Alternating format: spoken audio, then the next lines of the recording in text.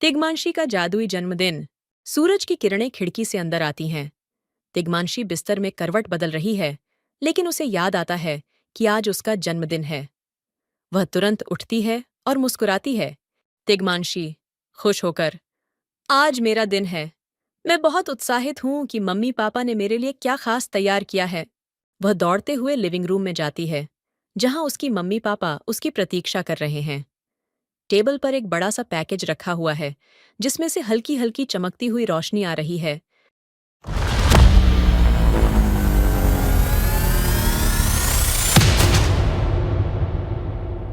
जादुई बाजार। जन्मदिन मुबारक हो बेटा। आज तुम्हारे लिए कुछ बहुत खास है। आश्चर्य से, ये क्या है पापा? क्या इसमें कोई जादू है? हाँ, और इस जादू के लिए तुम्हें अपने अंदर के साहस को जगाना होगा। तिग्मांशी उत्साह से पैकेज खोलती है और अंदर एक छोटा सा पोटली पाती है, जिसमें एक चमकता हुआ कंगन होता है।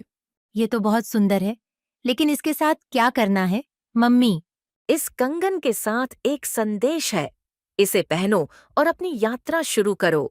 आज तुम्हारा जन्मदिन है, तो आज तुम अपने सपनों को सच करने वाली हो। तिग्मांशी कंगन पहनते ही अचानक से एक रंगीन बाजार में पहुंच जाती है। हर तरफ जादुई दुकानें, उड़ते हुए कालीन और बातें करने वाले जानवर दिखाई देते हैं।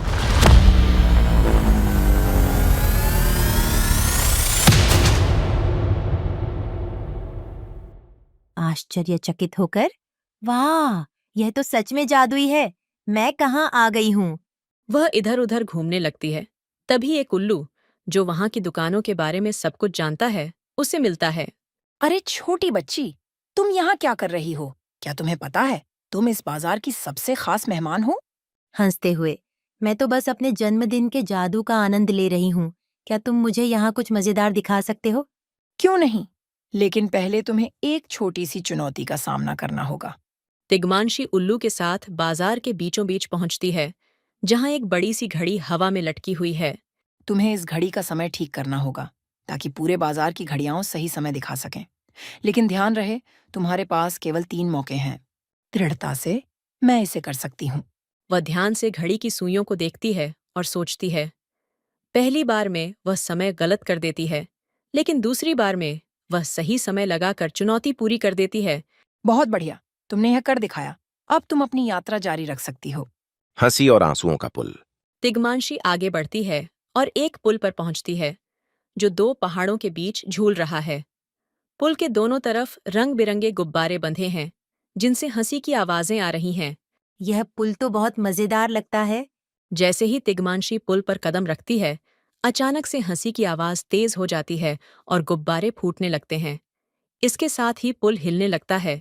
अगर तुम इस पुल को पार करना चाहती हो, तो तुम्हें अपनी हंसी पर नियंत्रण रखना होगा, नहीं तो तुम नीचे गिर सकती हो। मैं कर लूंगी। तिग्मांशी धीरे धीरे और सावधानी से पुल पर चलने लगती है। हंसी की आवाजें और जोर से आने लगती हैं, लेकिन तिग्मांशी अपनी हंसी को नियंत्रित करती है और अंततः पुल को पार कर जाती है। प्रभावित होकर तुमने यह कर दिखाया। अब तुम्हें एक और बड़ा उपहार मिलेगा। तिलिस्मी तालाब। तिग्मांशी एक सुंदर तालाब पर पहुंचती है, जहां पानी इतना साफ है कि उसमें सब कुछ दिख रहा है। लेकिन जैसे ही वह उसमें झांकती है, उसका प्रतिबिंब उससे बात करने लगता है। अगर तुम्हें अपने जन्मदिन का सबसे बड़ा उपहार चाहिए, तो तुम्हें अपने सबसे बड़े डर का सामना करना होगा। मेरा सबसे बड़ा डर वह क्या हो सकता है?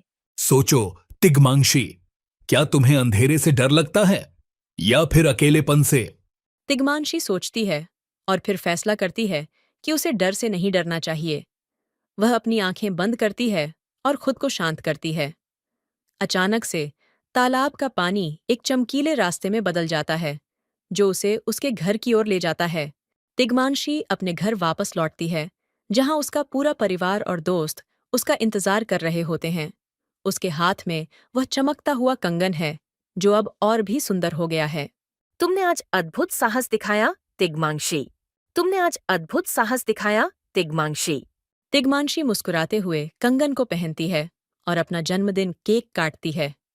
सब लोग उसे बधाई देते हैं और उसकी साहसिक यात्रा के किस्से सुनते हैं। मन ही मन, यह सबसे बेहतरीन जन्मदिन था और यह साहसिक यात्रा मुझे हमेशा याद रहेगी। यह कहानी तिग्मांशी के जन्मदिन को एक और जादुई, रोमांचक और मजेदार अनुभव बनाती है, जिसमें हंसी, चुनौतियां और अंत में जीत की भावना है।